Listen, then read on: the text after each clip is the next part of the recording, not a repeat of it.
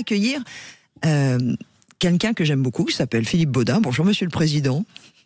Bonjour Laurence, bonjour Jean-Luc. Bonjour Philippe. Président du salon Équipe Auto qui va fêter ses 50 ans au mois d'octobre, du 14 au 18. Ah non, pas du tout.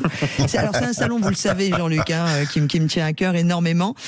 Ça va être un énorme événement, Philippe Baudin, parce que 50 ans de vie pour un salon qu'on appelle B2B, c'est-à-dire à destination des professionnels de l'aftermarket et de l'automobile. Oui, exactement. Et cette année, on est très impatient d'ouvrir les portes puisque, comme vous l'avez dit, ça va être le cinquantenaire. On a une ambition forte cette année, encore une fois renforcée. La première qui va être de considérer que ce salon est un lieu privilégié d'information et de partage pour la filière automobile et plus particulièrement pour la prévente auto. Donc très orienté business, rencontres, échanges. Ensuite, on y parlera d'innovation et de technologie. Ça, c'est la deuxième motivation, en Philippe, tous les cas, majeure. Avant toute chose, ça sera où et quand ? 14 au 18 octobre à la porte de Versailles à Paris. Ça sera du 14 au 18 octobre. Si vous m'aviez écouté, retour à Paris, non, mais la vraie question c'est retour à Paris. Ça fait longtemps. Vous avez été infidèle, vous êtes allé à Lyon. Oui, mais parce que c'était l'après-Covid, c'est ça en fait. Il avait l'après-Covid et donc il y a eu Lyon qui était un vrai succès aussi. Ouais, exactement. Lyon avait bien fonctionné, mais là on est de retour à Paris.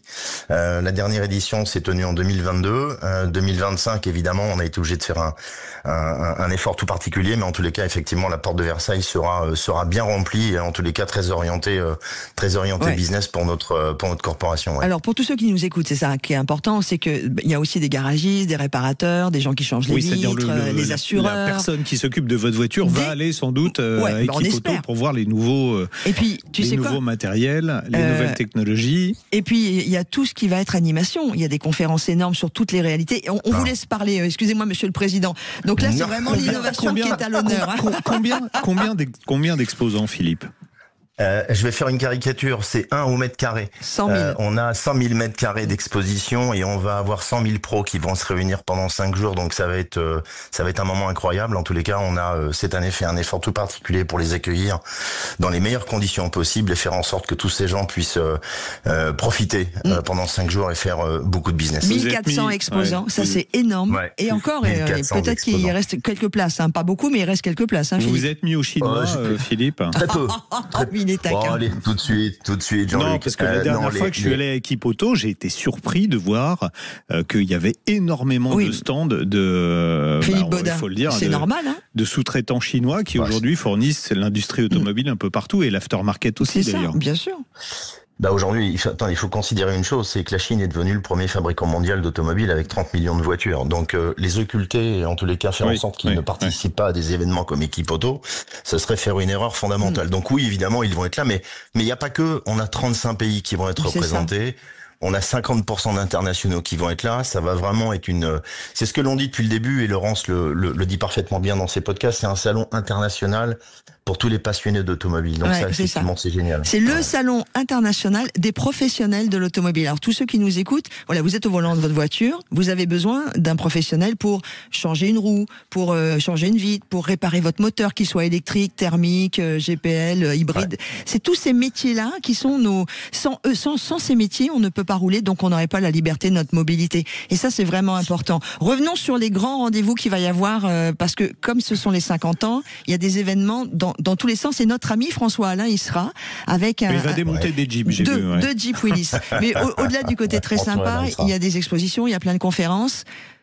Il y a plein de conférences qui vont rythmer les journées. On a des forums qui vont être organisés. On va y parler de technologie. Donc, on a une Tech Academy, une Tech Arena qui va permettre à des ingénieurs, puisque c'est aussi un des points forts d'Équipe Auto, c'est d'informer et de décrypter les enjeux du marché.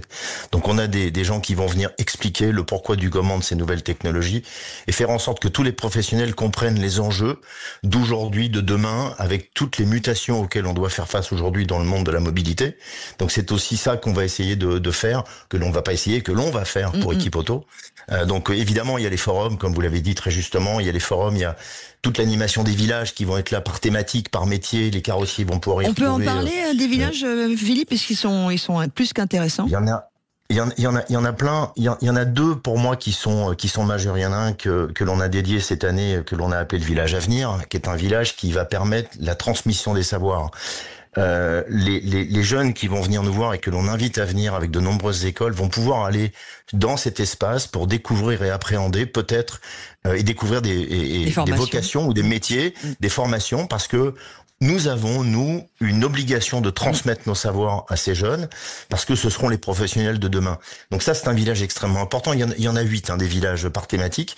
Il y en a un autre qui est très important, j'en ai parlé il y a quelques secondes, c'est le village de la tech, de la technologie, des nouvelles technologies. On va avoir une aire extérieure de démonstration dynamique sur justement ces nouvelles technologies, avec des grands équipementiers qui vont nous mettre à disposition tous leurs matériaux, en tous les cas leurs outils de démonstration pour faire en sorte, encore une fois, que les professionnels appréhendent de manière visuelle toutes ces évolutions technologiques. Il y a le village du pneu. Oui, c'est ça, avec Dominique Stenfeld. Bah oui. Mais oui, avec Dominique. Dominique nous a tourné vers l'avenir cette année. Il y a une petite partie rétro et puis le reste tourné vers l'avenir, c'est ça.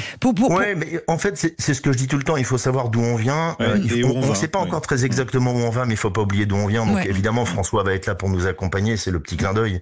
Mais on est vraiment orienté sur les nouvelles technologies. Des belles expositions, puisque vous êtes aussi avec le 4L Trophy, vous êtes aussi partenaire de la Croisière Verte, qui sont aussi des événements qui sont liés aussi à l'humanitaire ou au développement, à l'écologie.